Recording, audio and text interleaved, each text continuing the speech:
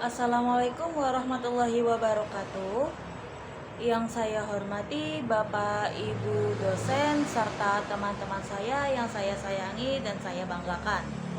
Yang paling utama, marilah kita panjatkan puja dan puji syukur kepada Allah Subhanahu wa taala yang telah memberikan kita banyak kelimpahan rahmat dan juga kesempatan untuk kita semua sehingga kita dapat berkumpul di acara yang berbahagia ini. Perkenalkan, nama saya Ragiza Valerina Aljasi dengan NIM 0570655791 dari program studi Ilmu Komunikasi.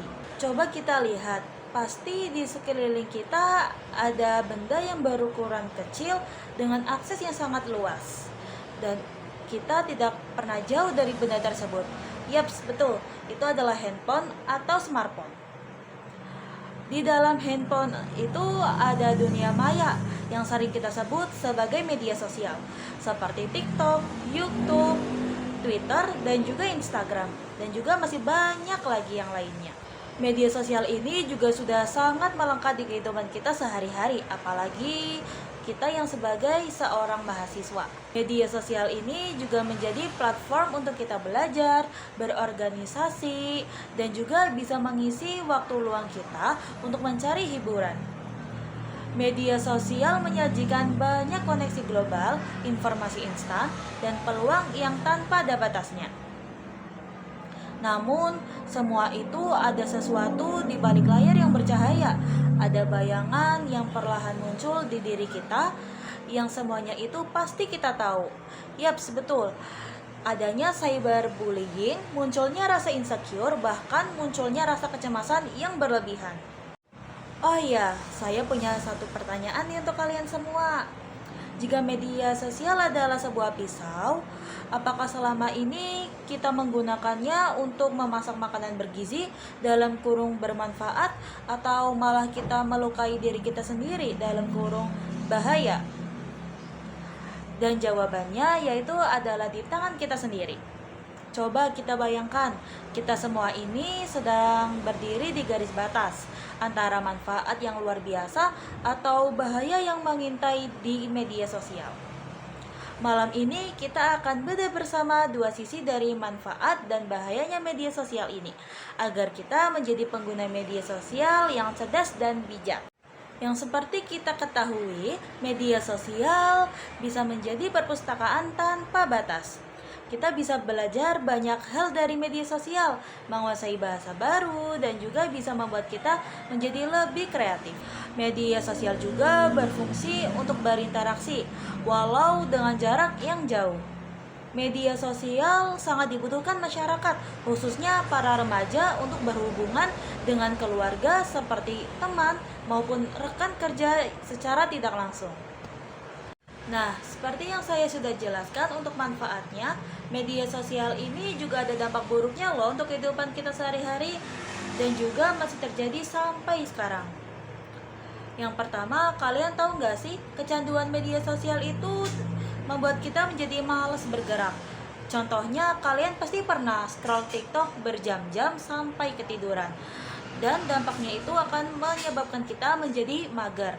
Dan masih ada masalah kesehatan fisik lainnya, termasuk gangguan mata karena cahaya berlebihan dari layar handphone, dan menyebabkan gangguan tidur seperti insomnia yang sangat umum pada para remaja karena sering begadang pada malam hari. Faktor-faktor seperti ini membuat kita menjadi frustasi atau tekanan perasaan dan menimbulkan konflik serta kekhawatiran yang berlebihan. Hasil penelitian yang menunjukkan dampak psikologis pada pengguna media sosial. Pengguna media sosial dapat memberikan dampak positif dan negatif. Dampak positif berupa dukungan sosial, mengurangi kesepian, mengurangi rasa malu sosial, kepekaan, dan emosional.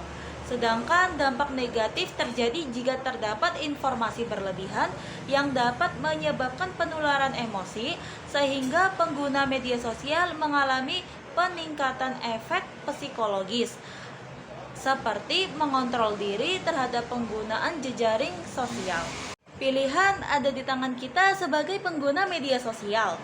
Bapak, Ibu, dosen, serta teman-temanku sekalian, kita telah membahas berbagai manfaat luar biasa dari media sosial, mulai dari dampak positif menggunakan media sosial, sehingga pembelajaran mandiri yang tidak ada batasnya. Kita juga sudah menyoroti dampak negatifnya dari media sosial seperti ancaman mental health, penyebaran berita hoaks, dan perbandingan di media sosial yang membuat individu menjadi insecure. Kesimpulan yang dapat kita ambil adalah media sosial bukanlah masalah utama dalam berbagai masalah yang ada, tapi bagaimana cara kita menggunakannya. Itulah yang menentukan kita sebagai pengguna media sosial. Kita tidak bisa menghindari media sosial, sama seperti kita tidak bisa menghindari listrik atau internet.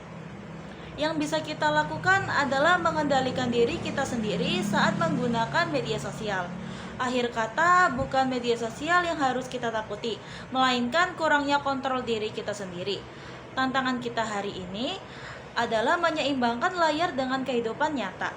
Mari kita bersama-sama menjadi pengguna yang cerdas, memaksimalkan manfaat, meminimalkan risiko, dan tidak pernah lupa bahwa kesejahteraan mental kita lebih berharga dari notifikasi media sosial. Terima kasih atas perhatiannya. Mohon maaf jika ada tutur kata yang kurang berkenan. Terima kasih. Wassalamualaikum warahmatullahi wabarakatuh.